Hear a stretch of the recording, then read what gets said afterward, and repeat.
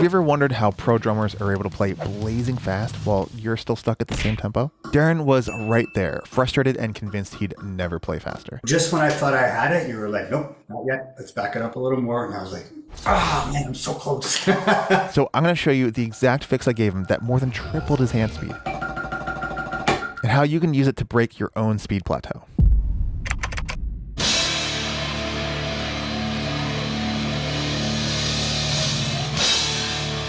I took a long break, met my wife, got married. I didn't have room for drums. We bought a new house. Now I have room. I bought a kit.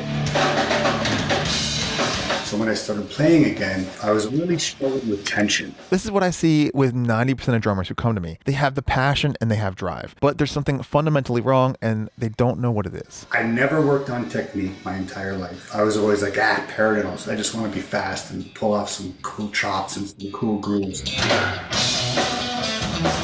I never really got into the fundamentals of drumming. And that's the trap. Skipping the fundamentals seems to work until it doesn't. This time around, I noticed the tension was creeping in and there was a lot of pain and numbness when I was playing. Okay. Pain and tension are your body's ways of telling you that you're reinforcing bad habits, and bad habits get locked into muscle memory. Even with his passion for drumming reignited, Darren kept hitting a wall. I practice and practice and practice, but I don't get any better. That was the plateau. And I'm like, there's a huge disconnect here. I need to make that connection. Like, I need to figure out why, and I can't do it on my own. When Darren first came to me, he was practicing, but things were going backwards for him. That's when I knew we needed to start from scratch. As part of Darren's challenge, I asked him to document everything. Do you recall what your maximum speed was? I could do it at maybe 120, maybe. That's with tension too. My technique was horrible, and trying to do some of these patterns, my hands were going numb, fingers were going numb. I had to stop every 5 minutes to shake them out. Before we could start the challenge and build speed, we had to tear down years of bad technique. I was really curious to find out what other improvements Darren would make to his drumming along the way. I tried it at 200 BPM, and and then you were like, now the real work begins. It's the tortoise and the hare. I remember that's exactly what you said to me. The first week wasn't about speed at all. We really dug in really deep. Hey Darren, okay, so seeing a little bit too much downwards tension or force, that's stopping the rebound. It doesn't necessarily mean tension, it just means like your downwards action is not turning off for the stick to come back up in time. You're kind of stopping it here, pulling it back up, versus, and it's coming back up on its own.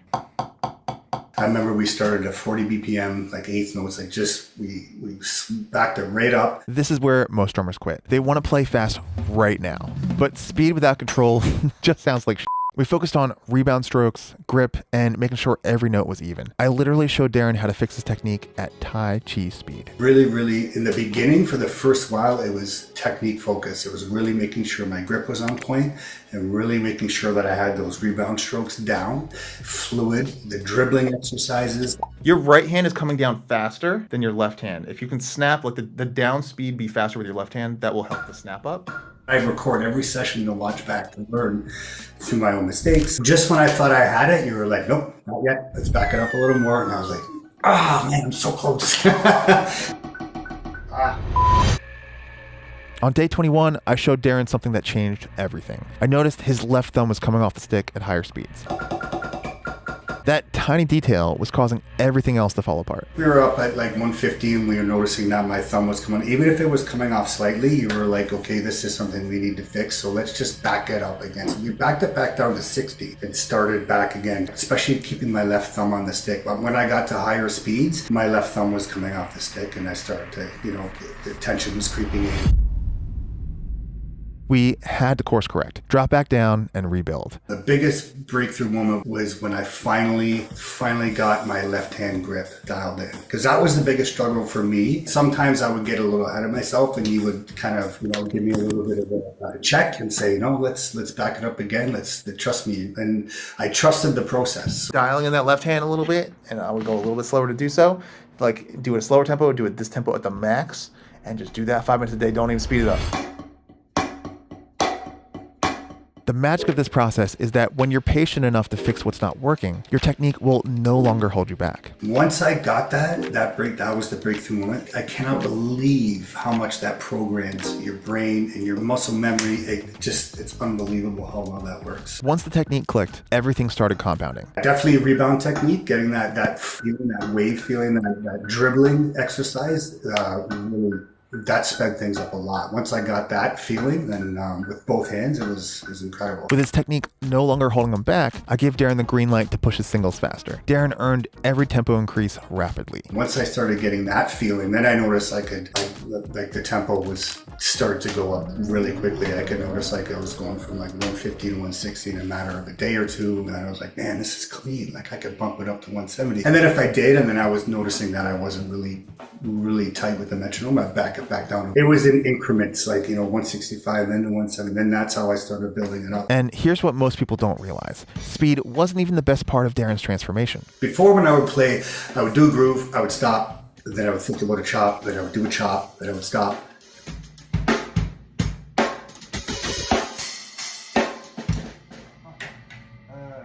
Now, everything's just coming to me and I'm just doing it. I think about something, and actually I don't even have to think about it. A lot of times it just happens. Now I'm so much more relaxed when I play. I play so much more effortlessly. Where's your speed at now?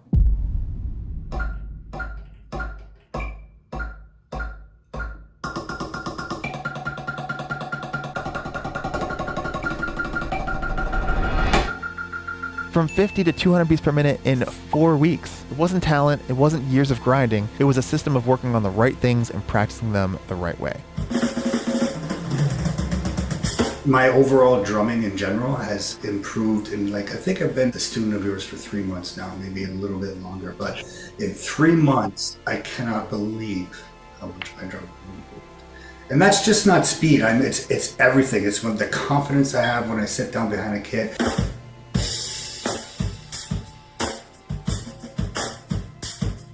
Some of the stuff that I play, and then I watch a video back and I'm like, holy shit. And I'm like, I gotta send this to Dimitri. This is awesome. Every time I sit down behind the drums, I'm excited. It's gonna give me the confidence to start getting my drumming out there, to make drumming a career. I have that confidence that I won't be scared to have people watch me play the drums. And I don't wanna sound arrogant, but I feel like I'm gonna stick out enough that people are going to notice. I'll have the tools, I'll have the skill set, I'll have everything I need to be a professional drummer. Why did this work when everything else failed? I was trying to follow a million different videos, and everybody has a different way of doing things, and you try this and do this method and do this method, and I'm like, no, there's got to be a system that is universal, that works for everybody. Most drummers practice dozens of random exercises hoping something will stick. The very way they practice holds them back, reinforcing bad habits and wasting years in the process. And it's my mission to help drummers break through their plateaus by giving them a system and structure that works, no matter how old you are. Well, the other courses that I tried, they didn't work for me because there was a lack of that one-on-one. Your approach is very personalized, and I need that.